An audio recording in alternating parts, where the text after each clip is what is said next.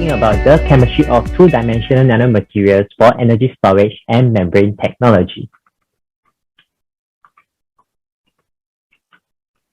Alright, energy and water are very essential in our daily life. We use water for drinking, showering, washing of toilets, and washing of clothes and dishes. And make a wild guess, how much of water do we use every day? It turns out that we use more than 300 liters of water per day, and that's a lot. Imagine if you turn on the water faucet at a rate of 30 liters for 10 minutes, and to produce this amount of water, around 0.1 kilowatts hour of energy is needed. And we can use this amount of energy to power a 100 watt of light bulb for 1 hour. This shows that energy and water, they are interconnected, which is also known as the energy-water nexus. Due to the increasing world population, the global demand of energy and water is expected to increase more than 20% from now to 2050. And to meet this challenge, there is an urgent need for us to come up with energy solutions that can produce enough electricity at peak demand regardless of the uncertainty of the weather conditions. And water solution is also needed to produce sufficient and clean water for everyone, where people have limited and no access to proper sanitization.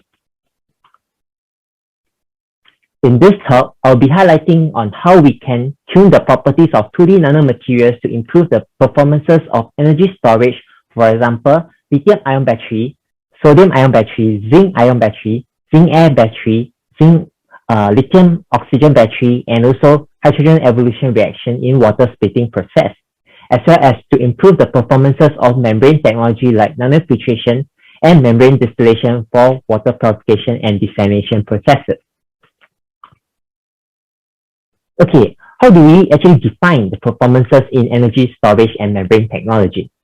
Typically, for energy storage devices, we aim to achieve more than 70% energy efficiency with high specific power and high specific energy. For membrane technology, we target to achieve more than 90% rejection percentage with high permeance and low energy consumption. 2D nanomaterials is an emerging class of nanomaterials that possesses sheet-like structure with lateral size larger than 100 nanometers, but the thickness is typically less than 5 nanometers. Although their exploration dated back a few decades, 2004 marked the year of 2D nanomaterials resurgence when Novosel and his co-worker successfully isolated graphene from graphite using just Scotch tape. Other 2D nanomaterials also have emerged since then, including transition metal, chalcogenides, metal oxide, metal hydroxide, MXenes, and metal organic framework, and many more. We have summarized the different exploration methods which can be used to separate 2D monolayers from its bulk layer structure in this review paper. They consist of in-situ synthetic intercalation, solvent intercalation, redox-induced intercalation, and ion exchange. The figures of merit in terms of price, production rate, condition for production, yield, scalability, and the size for this method are described in details in this review as well.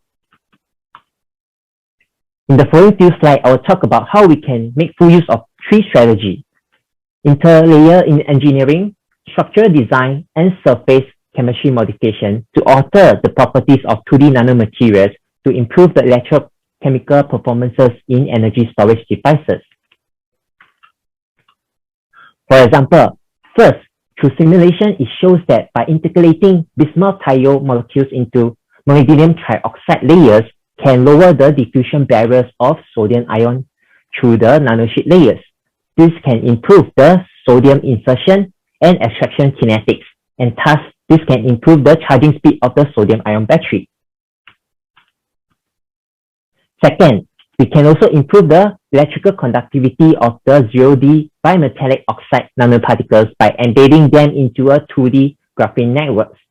This 2D graphene can also mitigate volume variation during cycling of lithium-ion batteries, resulting in improved in-cycle life. Third, by combining 1D bimetallic sulfide nanotubes with reduced graphene oxide, it actually provides synergistic effect in both conversion and intercalation mechanism in lithium-ion batteries, leading to high specific capacity of lithium-ion batteries when we compare to other literature values. 4. We can also sandwich 2D graphene nanosheets with 2D molybdenum disulfide layers using interlayer engineering method. The external molybdenum disulfide layers can reduce the excessive volume structural expansion during discharging and charging of sodium-ion battery, while the intercalated 2D graphene nanosheets can expand the interlayer spacing of molybdenum disulfide layers. This allows ion diffusion rate to be fast and speed up, and also more storage space for sodium ions, leading to high power density and high energy density of sodium-ion battery respectively. And in this study, we employ structural design of 2D nanomaterials with an egg yolk heterostructure to improve the performances of sodium-ion batteries. First, based on the computational studies, the heterostructures consisting of bimetallic diselenide can improve the conductance of materials as compared to its pristine. Second, the high specific surface area of the external egg yolk with 2D sheet-like structure enables the fast sodium-ion kinetics transportation. And third, the bimetallic diselenide external layers can strengthen the structural integrity. And lastly, the interior egg yolk structure provides abundant space for sodium-ion storage. All of these newly modified properties have significantly improved the power and energy density as well as the cycle life of sodium-ion battery. Here we have demonstrated that the 0D copper oxide on 2D platinum nanosheet heterostructure can improve the energy efficiency of lithium oxygen batteries by almost 20% when compared to its pristine platinum electrode.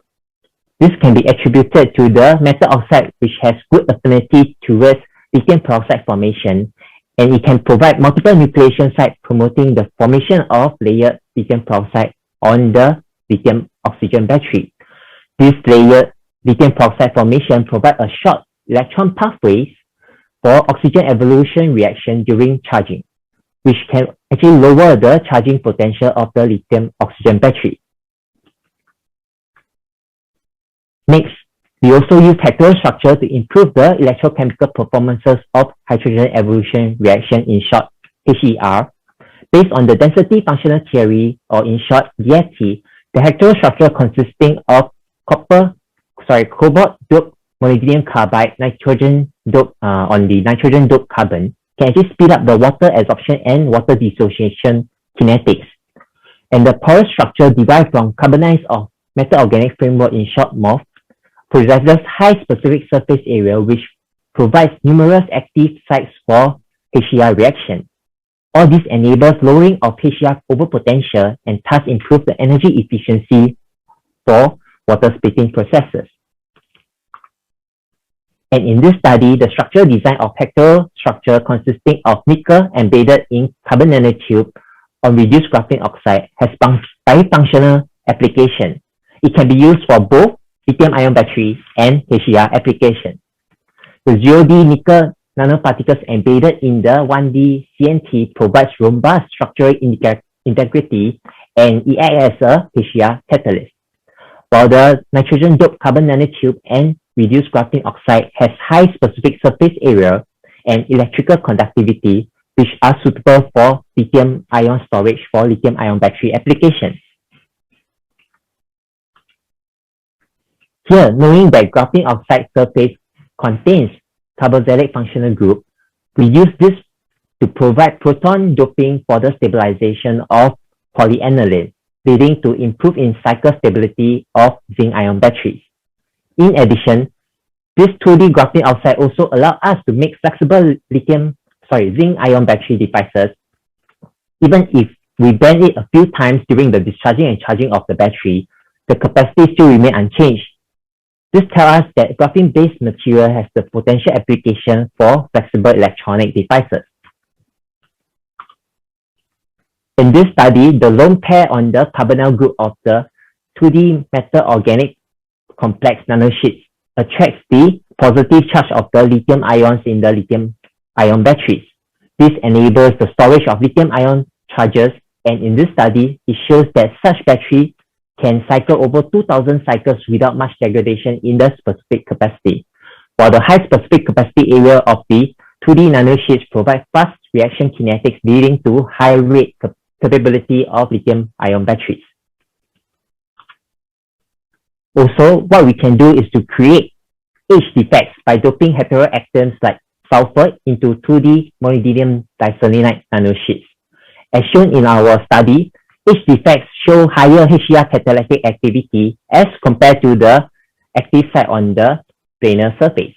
The former can actually reduce the charge transfer resistance, which lowers the overall potential of HER and improves the energy efficiency of water splitting reaction.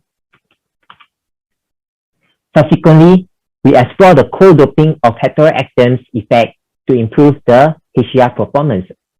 Here, the heteroatoms like sulfur and nitrogen were co-doped into the 2D molybdenum carbide nanosheets to improve the wetting ability of 2D nanomaterials. This enables uniform redox reaction at the electrolyte interface, which can lower the charge transfer resistance and the overall potential of HER and thus improve the energy efficiency of water splitting reaction. Other than doping heteroatoms in 2D nanomaterials, we can also dope metal into 2D nanomaterials like tungsten carbide to alter the electronic configuration or electronic structure of the HER electrocatalyst. Based on our DFT calculation, the nitrogen-doped tungsten carbide has a near zero gauge free energy for hydrogen adsorption when compared to the undoped tungsten carbide. This tells us that the former is a better HER catalyst.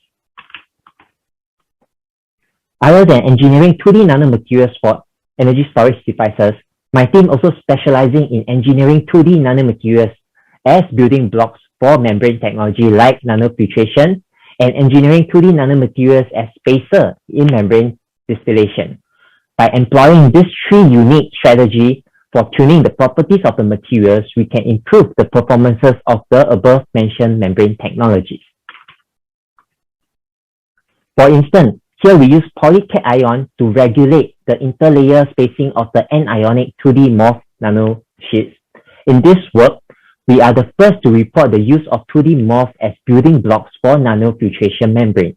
And by using this configuration, the water production rate can be improved by almost 2 times at a rejection cutoff of 90% with around 15 nanometers peak of selective layer.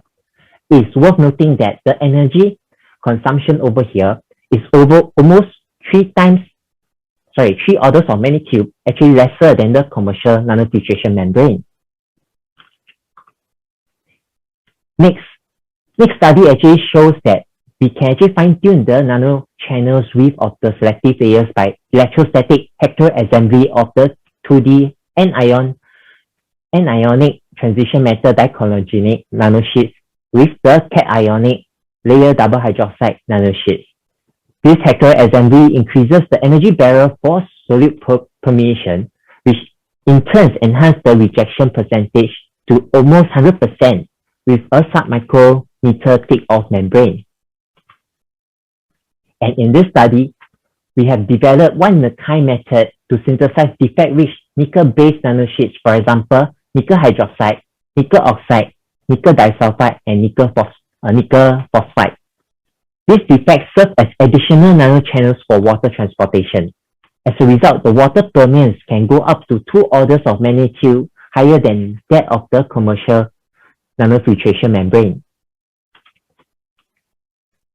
And the key takeaway in this study is that by changing the metals in the 2D layer double hydroxide nanosheets, we can lower the interaction energy of the layer double hydroxide with the solvents. This reduces the resistance of the solvent's permeation through the membrane and leading to a high permeability in the nanofiltration. Unlike nanofiltration, which is driven by pressure difference, the membrane distillation is driven by temperature difference. In this study, we have employed an innovative approach of using plasmonic effect to reduce the energy consumption in membrane distillation.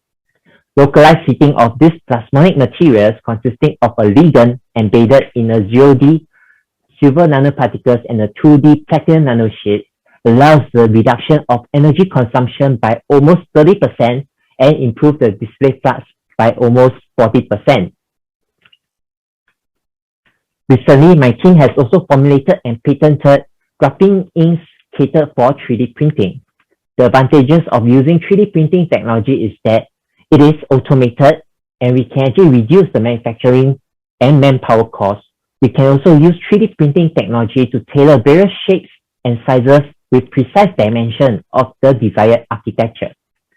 So far, we have successfully employed this 3D printed graphene materials for rechargeable batteries and the removal of dyes from wastewater. And we strongly believe that such technology can be extended to other electronic devices and sensors. We welcome all interested companies to contact us for licensing of the patents or any interesting collaboration works relating to 3D printing of graphene materials. In summary, by understanding the chemistry of 2D nanomaterials, we can utilize their existing properties and also modify the properties by using interlayer engineering, structural design, and surface chemistry alteration approaches to fine-tune their properties to improve the performances of application in energy storage and membrane technology. And last but not least, I would like to thank my team members, collaborators, and Singapore Funding Agency for all of their support, as all these successful works could not be achieved without their fuller support. Thank you for your attention.